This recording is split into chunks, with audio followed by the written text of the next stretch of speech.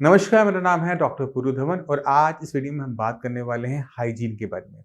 अगर आपके घर में कोई पैरालिसिस का पेशेंट है, तो गर्मी के मौसम में उनका ध्यान रखना बहुत ज़्यादा ज़रूरी हो जाता है। क्योंकि अगर पैरालिसिस का पेशेंट बहुत लंबे टाइम से लेटा रहता है, तो जहाँ पर वो लेटते हैं, वहाँ पे पसीना आता है और इस पसीने की वजह से बहुत सारी स्किन की डिसऑर्डर्स देखने को मिलती हैं। अगर इस पसीने का ढंग से ध्यान ना रखा जाए, तो जख्म बन जाते हैं, जिन्हें हम बेड सोर कहते हैं और जिनको भर पाना बहुत मुश्किल होता है। तो आज जो मैं आपको बताने वाला हूँ, उसको आप ध्यान से सुनेंगे और अपने पेशेंट में नोटिस करने की कोशिश कीजिएगा कि आपके पेशेंट में ऐसी कोई दिक्कत हो तो नहीं रही है।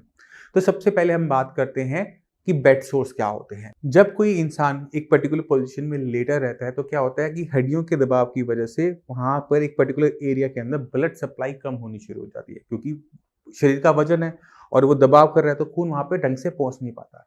तो अगर पेशेंट करवट नहीं लेता, तो उसकी ब्लड सप्लाई प्रॉपर नहीं चल पाती उस पर्टिकुलर एरिया में। ऐसी जगह पर हम क्या देखते हैं कि वहाँ पे छोटे-छोटे जख्म बनने शुरू हो जाते हैं। मगर जख्म से पहले वहाँ पर थोड़ा-सा मॉइस्चर होना ज़रूरी होता है, वहाँ पे थोड़ा-सा नमी होना ज़रूरी होता है। तो हमने क्या करना होता है, हमने अपने पेशेंट को फुली ड्राई रखना होता है, स्किन ड्राई रहनी चाहिए। तो आप क्या कर सकते हैं, वहाँ पर टच करके देखिए। अगर आपको वहाँ पे पसीना महसूस हो रहा है, यानी आपको पेशेंट को पलटने की ज़रूरत है। तो पेशेंट को आप थोड़ा-सा पलट दीजिए कि वहाँ पे हवा लग जाए और वहाँ पे जो स्किन है, वहाँ पे जो नमी है, वो हट जाए। अगर वो नहीं जा रही, बार-बार आ रही है क्योंकि गर्मी का मौसम है, तो वहाँ पर आप डस्टिंग पाउडर का यूज़ कर सकते हो।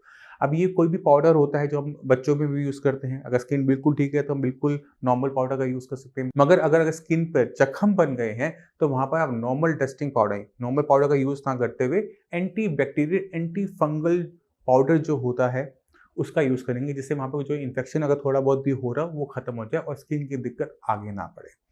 दूसरी चीज़ हमने क्या रखनी होती है, बॉडी में बाकी हिस्से जहाँ पे पसीने ज़्यादा आते हैं, उनको हमने सही से हैंडल करना होता है। अक्सर हमारे जो अंदरूनी हिस्से होते हैं, टाँगों के बीच का हिस्सा होता है, यहाँ पर मॉइस्चर ज़्यादा होता है। अगर पेशेंट बिल्कुल नहीं हिल पा रहा है, वहाँ पे हवा नहीं लग पा रही, तो कोशिश करो पहले पेशेंट को हल्के कपड़े पहनाओ, जिससे हवा वहाँ पे जाती रहे, स्किन वहाँ पे ड्राई रहे और किसी टाइप का स्किन का इन्फेक्शन ना बढ़े। अक्सर अगर वहाँ पे आप देख रहे हो कि वहाँ पे लाली आ रही है, छोटे-छोटे दाने बन रहे हैं, तो यानी वहाँ पर इन्फेक्शन होने के चांसेस ज़्यादा हैं।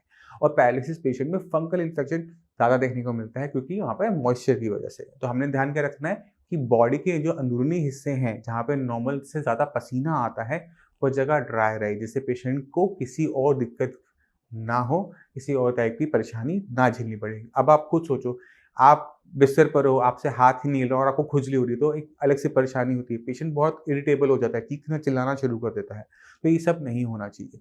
आप कोशिश करो कि पेशेंट की एक्सरसाइज करवाओ, क्योंकि जब हम एक्सरसाइज पेशेंट को करवाते हैं, तो पेशेंट की बॉडी की सारी मूवमेंट्स होनी स्टार्ट हो जाती हैं, हवा भी लगनी शुरू हो जाती है, पेशेंट का पोजीशन भी चेंज हो जाती है और ये सारी दिक्कतें बिल्कुल नहीं आती। ये अक्सर उन्हीं पेशेंट के साथ दिक्कत आती है जो एक ही जगह पे पड़े रहते हैं, जो एक्सरसाइज का नाम नहीं लेते।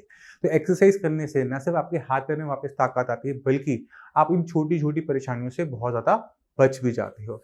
अब एक्सरसाइज के ऊपर हम बहुत सारी वीडियोज़ इस चैनल पे बना चुके हैं। अगर आपको हाथ की दिक्कत ज़्यादा है, तो आप हाथ के लिए स्पेसिफिक क्या एक्सरसाइज है, वो देख सकते हो। पैर की कोई क्या दिक्कत ज़्यादा है, तो आप पैर के लिए कोई स्पेसिफिक एक्सरसाइज देख सकते हो। तो बहुत सारी एक्सरसाइज की वीडियो इस चैनल पे ऑलरेडी हैं। तो अगर आपको कोई दिक्कत आप खत्म करना चाहते हो, तो आपको उसको गहराई से देखना पड़ेगा। मगर आप ये मान के चलो कि पैरालिसिस को जो आप अपने हाथ-पैर का रोग मानते हो, ऐसा नहीं है। वो आपके ब्रेन के अंदर जो क्लॉट आया था, नस फटी थी, जिससे आपके ब्रेन के अंदर नुकसान हुआ था, उसकी वजह से आपके हाथ-पैर की ताकत गई है। हमने अपने दिमाग पे सबसे ज़्यादा काम करना होता है कि दिमाग दोबारा से अपने हाथ-पैर को चलाने लायक बन जाए। अब ये कैसे होता है, कैसे किया जाता है, इसमें क्या-क्या कठिनाइयाँ आती हैं, ये सब जानना आप सभी के लिए ज़रूरी हो जाता है। तो आप इस चैनल पे जितनी बाकी वीडियोज़ हैं, उसे सबको एक-एक करके देखेंगे, आपको बहुत क्लियर कट आइडिया मिल जाएगा कि हमने इस पैरालिसिस यानी लकवा की बीमारी को किस तरह से हराना है, किस तरह से इससे बाहर निकलना है। मैं उम्मीद करता हूँ इस वीडियो से आप काफ़ी कुछ समझ गए। आपको अपना हाइजीन मेंटेन करना है, आपको डेली नहाना है। अगर आप नहीं नहा सकते, तो आप वहाँ पे पाउडर का यूज़ कीजिए, जिससे आपको किसी भी टाइप का स्किन इन्फेक्शन ना हो। अब इसी के साथ आप सभी से मैं चलने की आज्ञा चाहूँगा। मिलते हैं अगली वीडियो में, तब तक के लिए नमस्कार।